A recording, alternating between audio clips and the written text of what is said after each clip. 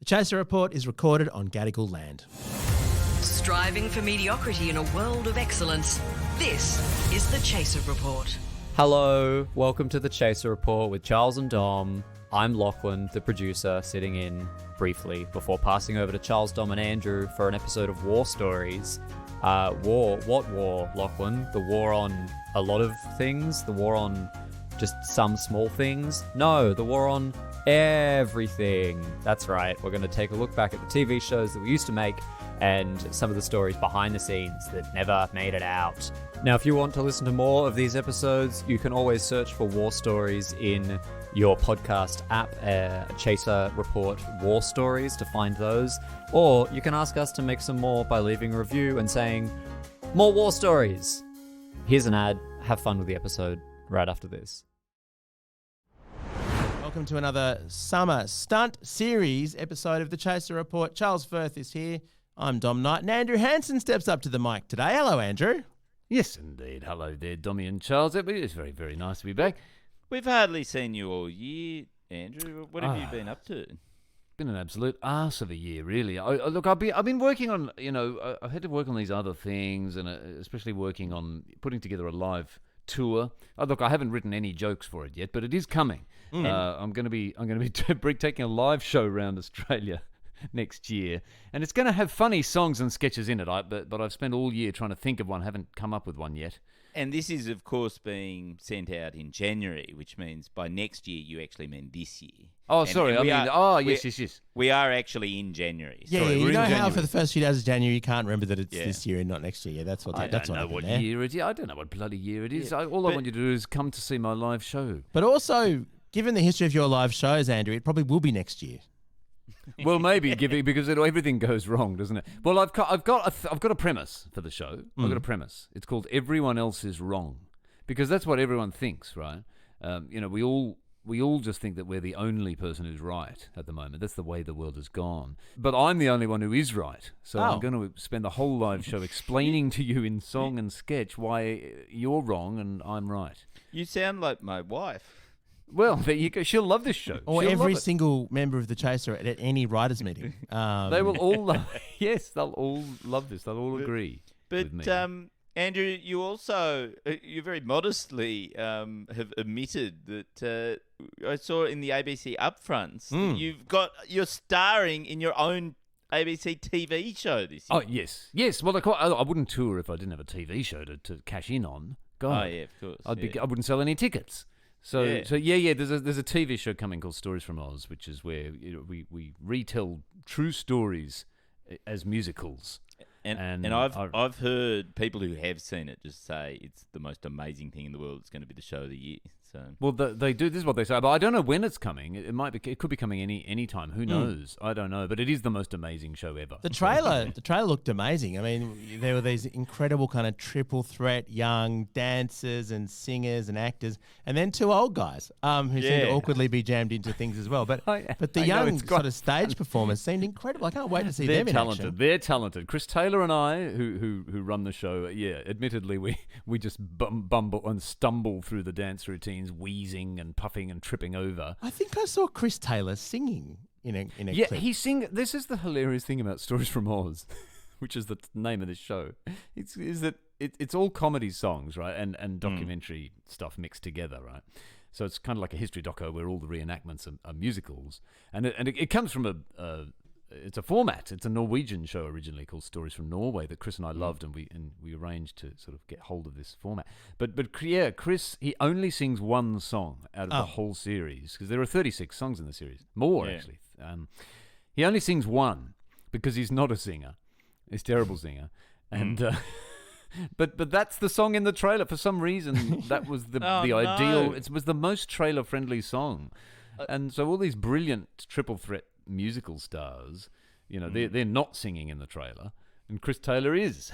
One of the absolute highlights of the Chaser TV shows were the songs that you and Chris wrote together, performed exclusively by you. I think every time anyone from the Chaser was ever seen singing, it was just Andrew multi-tracking. Not exclusively, Dommy. Not exclusively. Not if Life Were a Musical. Oh no, they often were you multi-track, weren't they? Yeah. So. Yeah, I mean, well, look, I did write a song for If Life Were a Musical where Craig Rucastle was cast as the lead singer. Oh no! That Andrew. doesn't sound like a thorough creative look, process, Hansen. I don't remember. I did this. Were there I did open this on auditions purpose. for that? There were no auditions. No, I can't. I had this idea that the biggest irony in the world, because Craig is incredibly musically untalented. He's an even worse singer than actor, and that's saying something. And like he's shockingly bad. And so I thought it would be funny if we burst into an actual talent agency, and Craig performed an audition for them. Just in their office. Oh, I see. Yes. And so that's why, because the premise of this piece was that we perform musicals in real places. How did the ABC?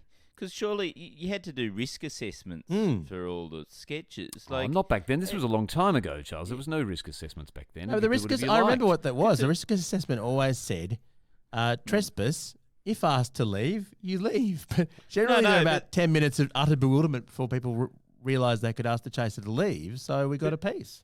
But surely the risk assessment on that would have been people will hear Craig singing. Yes, I see what you It was mean. risky. It was. Well, we should have a trigger Deadly. warning right now. We should have a trigger warning for this show right now, because I think we're going to assault your ears pretty soon with Craig singing, aren't we? What is the opposite really? of a triple threat? Is it a zero threat or is there some sort of negative number? It's a Rucastle zero threat. He's a zero threat. Should we brace ourselves and have a listen to Craig Rucastle diving into this? You did talent do agency trigger and warnings on our radio show, actually. trigger You warning. recorded some- Trigger Can warning. you just come up with a trigger warning perhaps for Yes. for this? Trigger warning. If you are offended by complete lack of musicality and talent, then block your ears in preparation for Craig Rucastle, who is going to take lead vocal in this very upsetting piece.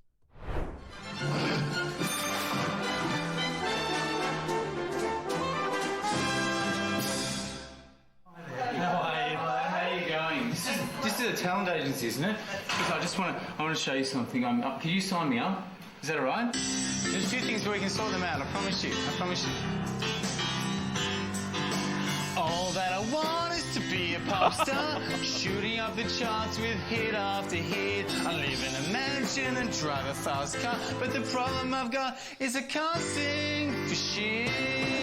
It's the problem I've got is I can't sing for shit. Can't sing for shit. The other chaser guys can sing like birds, but when I open my mouth I sound like a twit. I'm out of tune, can't remember the words, but I can't sing for shit.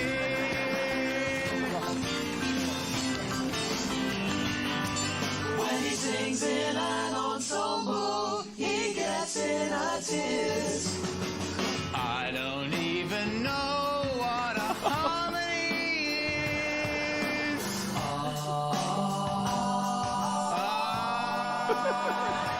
So put me on your books, teach me how to sing, so the viewers at home can stop vomiting. Well done, Andrew.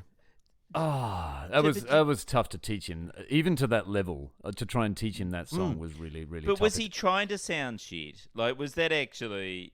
No, he was trying to do his best. I didn't tell him the idea.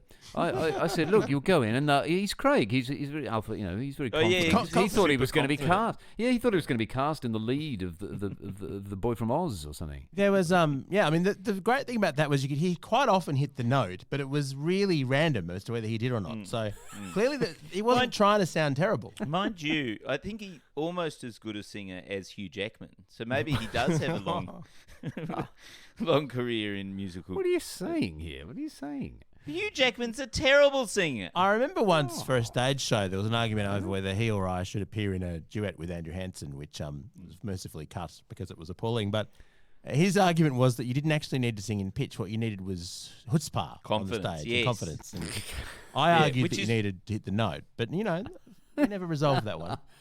Well, we should have put it to the test and put him on stage, really, because the audience would have decided. I would have liked to see them all walk out on him, and he would have still blamed someone else. If you do a series 2 of Stories from Oz, you should definitely have a Craig Rucastle singing cameo. I think that would be a great way to end the series, possibly forever. Yeah. I want the show. I'd prefer the show to rate, actually, Dommy. I really would. The Chaser Report. News you know you can't trust. I used to hate doing it. I mean, those musical things were very stressful because you had to carry in. Not only did you have to burst into the place and sing, but we had to have a very loud and large speaker that you would wheel in to the office or whatever, so that we could hear the music because you had to sing along to it. So most of the difficulty was lugging this enormous speaker around. And, so it's not fast. You can't burst in somewhere really fast with a huge speaker. So it was really awkward and embarrassing because you'd sort of slowly trundle this giant speaker into somewhere. And the people in there would be going, what the fuck are you doing? What is this big speaker that you bring? Do you need a hand with that? Can we help you carry this in? I love the ones in Martin Place and places like, outdoor ones where people were kind of like, what's going on? And passers-by are actually caught up in it. And then a lot of them ended up actually joining the fray during the course of the thing and dancing along, particularly when they knew who you were. It became almost like a performance art thing. It was great. Well, yeah, if people were drunk enough, they'd come and dance along.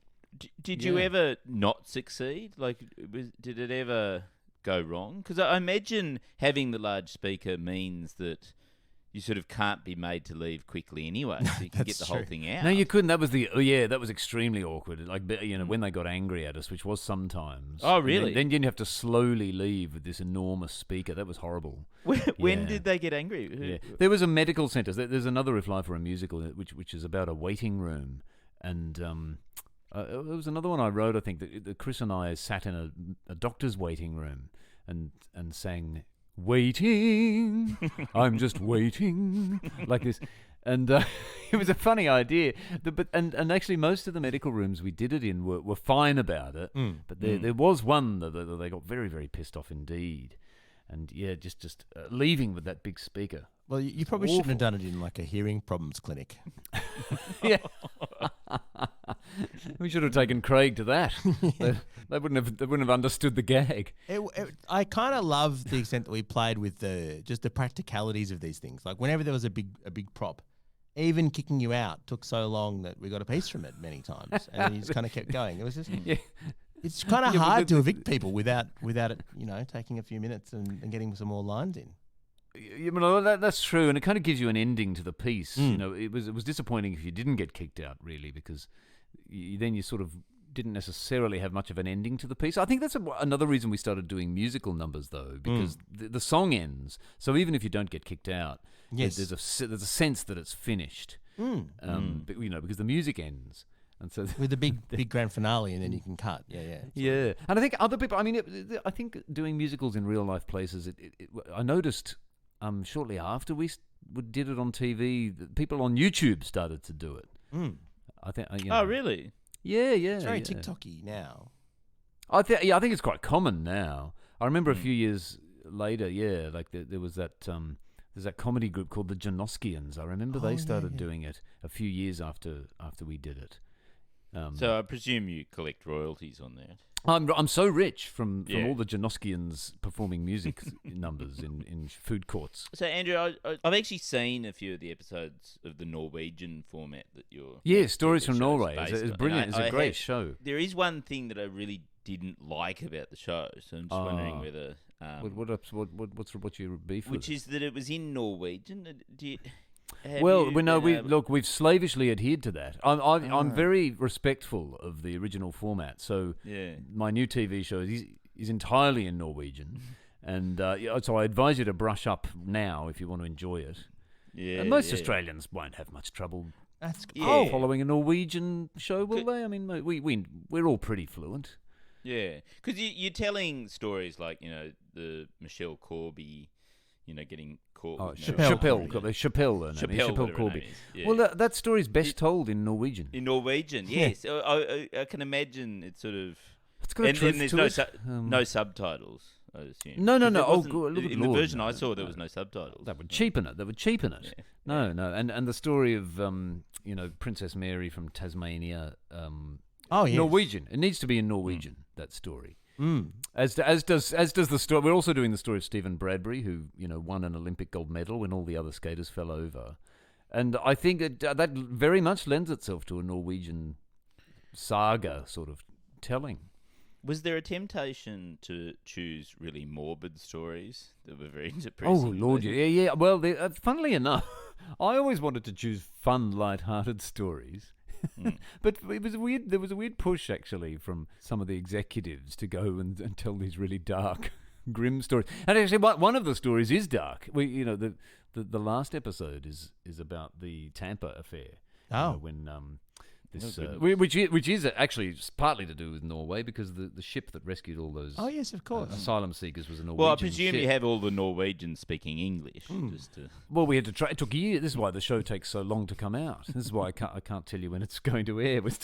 We're still teaching them how to speak English so they can tell the story. Now all the musical comedy stars know Norwegian. They're not triple threats; they're quadruple threats. They've become very talented, and they'll be and they're going to rake it in financially, because they'll be able to do all these stage shows in Norway, which would be very lucrative for them. I've just realised, Andrew, the fact that it's Norwegian, that must be Ylvis, is it? I love Ylvis. Ylvis. That's right. Yeah. The original show is by these brilliant guys, the Ylvis brothers. Yeah. What does the fox say? That's right. Yeah. That's one of their big hits. And Chris and I, watched their show and thought, bloody hell, this is so good. We're dying to. We should abandon all our own concepts and we actually just rang up SBS, who had the show, and asked if we could make an Australian version of it. And they said, oh, well, and then they sort of let us do some development for it. Although it ended up being on ABC in the end, because SBS had no money. That feels awkward. Well, it was actually okay. It was surprisingly friendly. We were really amazed, because we thought, oh, this is dead in the water now, because SBS said, oh, well, here you've done the development. We love what you've done. We like the songs you've written, but we don't have enough money to make the show. We've realised. So goodbye. That's everyone's experience of SBS. They do a really nice development, and then they say, "Oh, by the way, we don't have any money to make it." But it's a great show. Yeah. Well, that's right. It sounds like it would be really good if we had any money. Yeah, we had the classic SBS experience. Luckily, ABC took it. It's very slowly. I mean, it still took years. It really did, didn't it? Yeah. 4 years ago we started on this. Because all the stories actually contemporary stories, and now they're historical stories. Yes, it was a fresh. It started out as a topical show about the Tampa affair. It was this brand new. Well, I do hope it's going to air in Norway. Well, I hope so too. I mean, I don't know how interested they'll be, but we'll find out, I guess.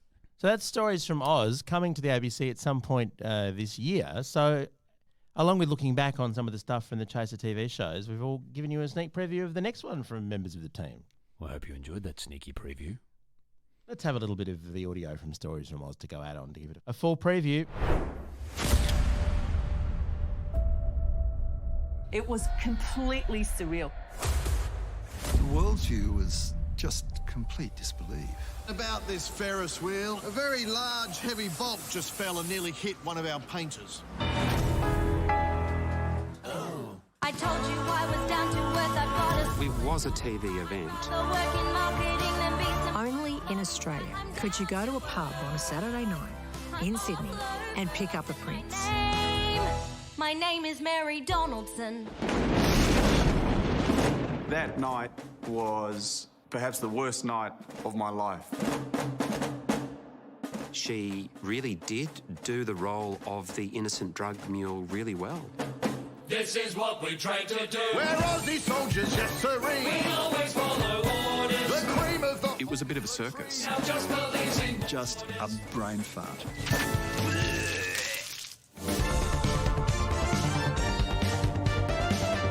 Such an unlikely story. Everything that came after that, well, it all just went nuts.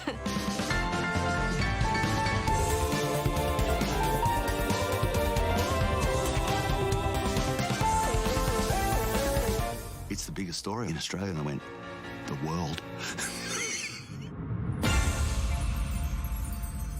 Thank you, Andrew. Thank you. It was bloody great. Our gears from Road Microphones are part of the Acast Creator Network, and we'll have another summer stunt series episode for you tomorrow. Catch you then. See ya.